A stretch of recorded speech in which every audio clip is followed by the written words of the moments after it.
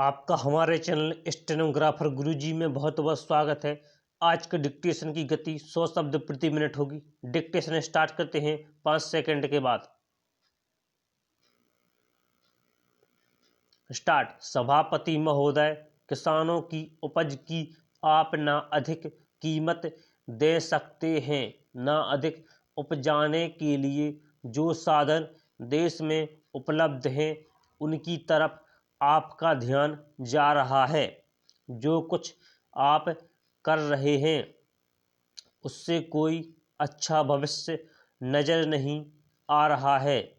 मैं यही कहना चाहता हूँ कि आप देखें कि आपके कार्यक्रम में कहाँ त्रुटि है, कहाँ कमी है। आपने कर लगा रखे हैं, आपने जो कर लगाए हैं वे तो लगाए ही हैं।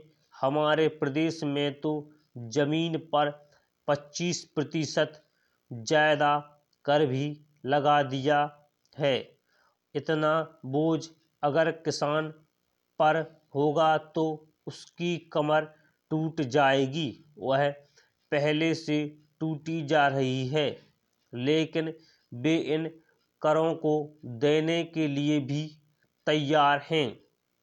यदि आप उस तरह के साधन उन किसानों के लिए तैयार करें।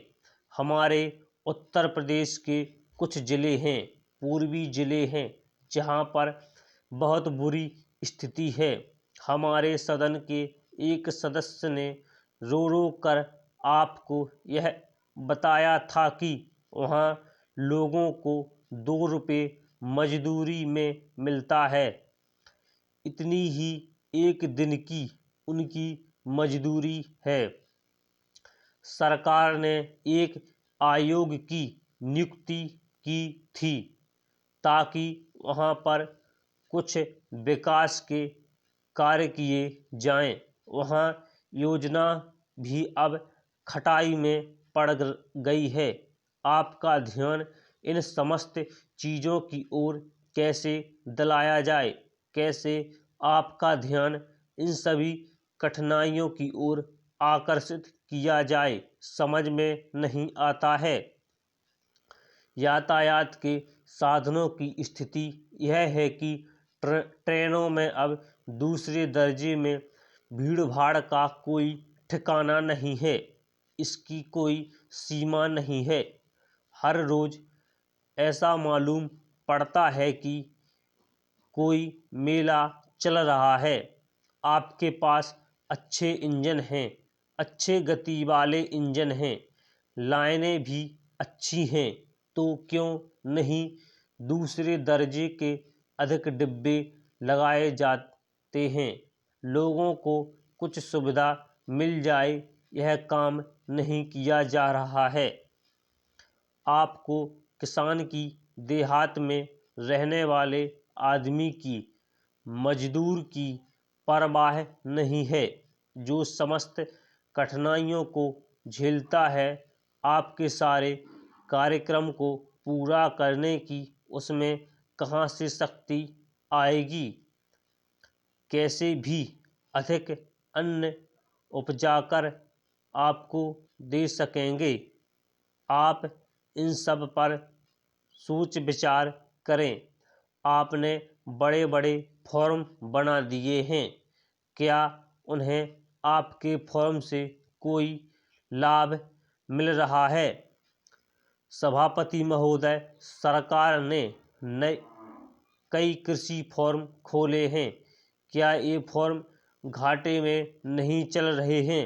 अगर सारे खर्च जोड़ दिए जाएं, बड़े बड़े अधिकारियों के वेतन जोड़ दिए जाएं, तो पता चलेगा कि सारे ये कृषि फॉर्म घाटे में चल रहे हैं।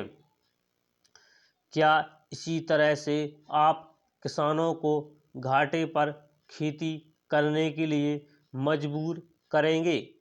जिस क्षेत्र से मैं आता हूँ वहाँ एक पुल बना है। मैं 10 वर्ष तक अपनी विधानसभा में इस पुल के लिए कोशिश की। जिस दिन से मैं यहाँ आया हूँ बराबर उसकी चर्चा करता आ रहा हूँ, बराबर कोशिश कर रहा हूँ। मैं कहता हूँ कि गंगा पर वह पुल बने। उस पुल को बनाने का आश्वासन भी मिला था। एक प्रश्न के लिखित उत्तर में यह जवाब दिया गया था, यह कहा गया था कि इसको हाथ में लिया जाएगा। अब मालूम हुआ है कि इस योजना को उठाकर ताक पर रख दिया गया है और यह पुल नहीं बनेगा।